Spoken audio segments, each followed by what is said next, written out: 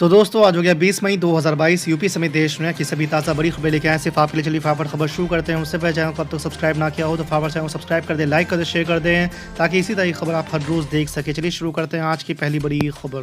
Congress party ने पेंगोंग झील के निकट चीन द्वारा दूसरा पुल बनाए जाने संबंधी खबरों पर भारत सरकार की प्रतिक्रिया को विरोधाभासी करार देते हुए शुक्रवार को कहा है कि इस तरह के बयान से कुछ नहीं होगा और प्रधानमंत्री नरेंद्र मोदी को राष्ट्र की रक्षा करनी चाहिए।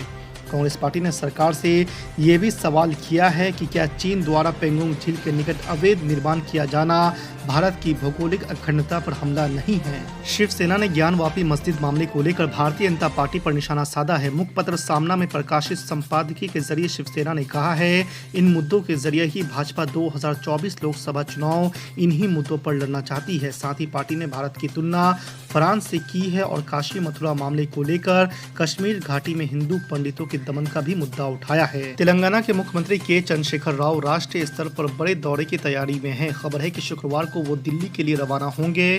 कार्यक्रम के अनुसार इस दौरान केसीआर पश्चिम बंगाल से लेकर बेंगलुरु तक कई राज्यों का दौरा करेंगे और बड़े नेताओं से मुलाकात करेंगे।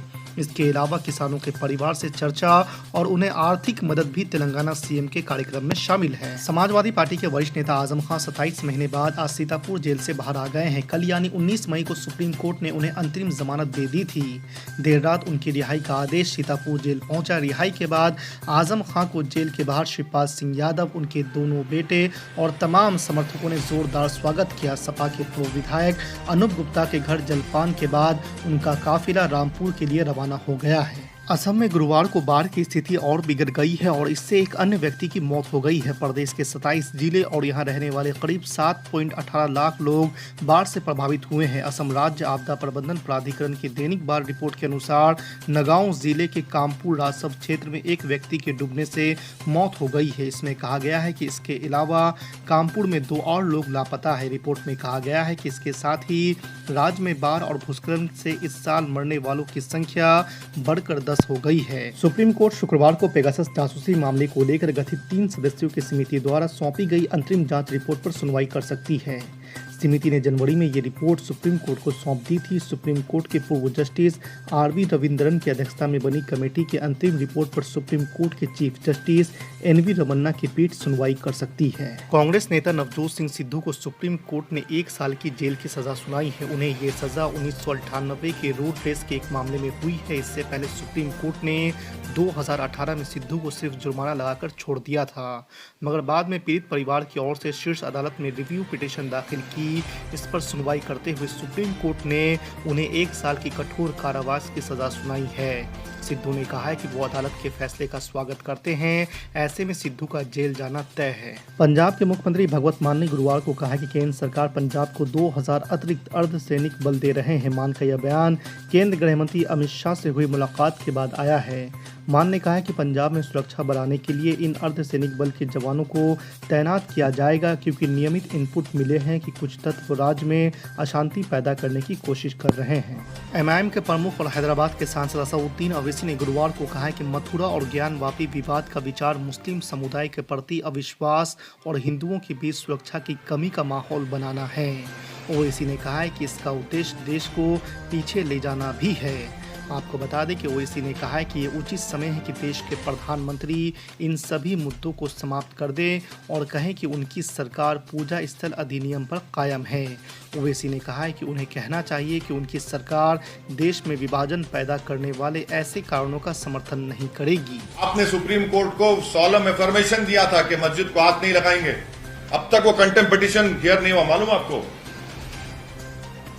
जिन लोग सुनिए, जिन लोग जी 140 साल से तो लड़ रहे हैं ना। क्या लड़ रहे हैं आप? क्या लड़ रहे हैं आप? लड़ रहे तो आप तोड़ देंगे, उसको बगैर कोर्ट का फैसला है। जो बाबरी मस्जिद को डेमोलिशन करे, कंटेम्प्ट पिटीशन आज तक हियर नहीं हुआ, मालूम आपको? वो चबूतरे का कंटेम्प्ट पिटीशन हियर हुआ था जिसमें कल्याण सिंह को सजा हुई थी। तो इसीलिए हम कह रहे हैं कि ये हम अब मस्जिद को खो चुके हैं, अब दूसरे मस्जिद को नहीं खोना चाहते। आप ये इस तरह का सवाल आप दूसरे पॉलिटिशियन से पूछते हैं जो मुसलमान नहीं है। हर चीज आप लोग, क्या आप लोग वफादारी का सर्टिफिकेट देंगे मुझे बैठकर यहां पर? आपको भरोसा है नहीं है, आपको इस पर भरोसा है नहीं है। मुझे नहीं चाहिए आपकी वफादारी की और उसकी सर्टिफिकेट। मुझे एक भारत का मैं नागरिक हूं, संविधान पर मुझे पूरा भरोसा है। सुप्रीम कोर्ट के फैसलों से ना इत्तेफाक करना मेरा संवैधानिक राइट है, क्योंकि जस्टिस जे.एस. वर्मा ने कहा था, कसौदीन ओवैसी ने नहीं कहा था कि supreme court is supreme but not infallible. Justice JS. Verma ने कहा था ना। अल्लाह जब मुझसे सवाल करेगा कि मैंने तुझे दौलत दी थी, इख्तियार दिया था, ताकत दी थी, तो तूने मेरे हबीब की उम्मत के लिए क्या किया है, तो मैं यही काम के जरिए अल्लाह के सामने हाजिर होऊंगा और कहूंगा कि अल्लाह तूने इज्जत दी थी मुझे, शोहरत दी थी मुझे, ताकत दी थी मुझे, इख्तियार दिया था, दौलत दी थी, तो मेरे ये स्कूल तेरे हबीब के उम्मतियों की मोहब्बत की निशानी है।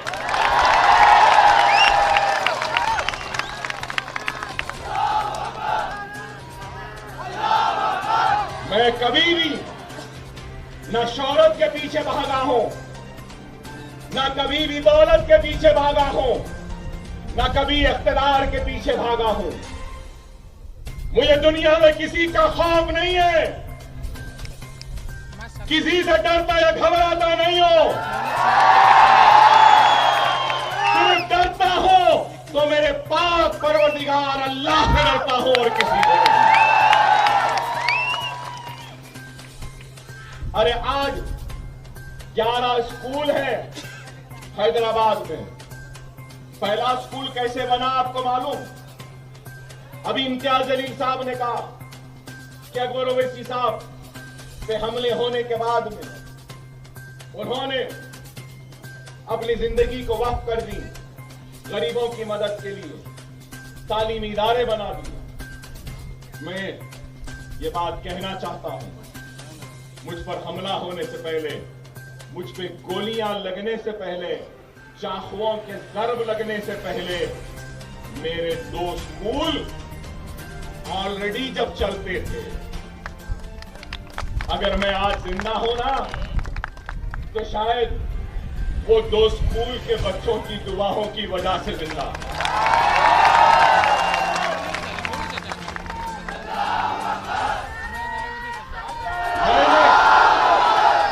अपने पहले इलेक्शन की तकरीर में कहा था, मैंने अपने पहले इलेक्शन की तकरीर में कहा था कि अकबरुद्दीन ओवैसी इंतखाब लड़ रहा है तो एमएलए बनने के लिए नहीं, जब मैं मुंतखब हो जाऊंगा तो मैं मासूम बच्चों के खानों पे बस्ता और किताबों का बोझ देना चाहता हूं और इनके मासूम उंगलियों में कलम थमाना चाहता हूं। इस नीयत से इलेक्शन लड़ा और अल्लाह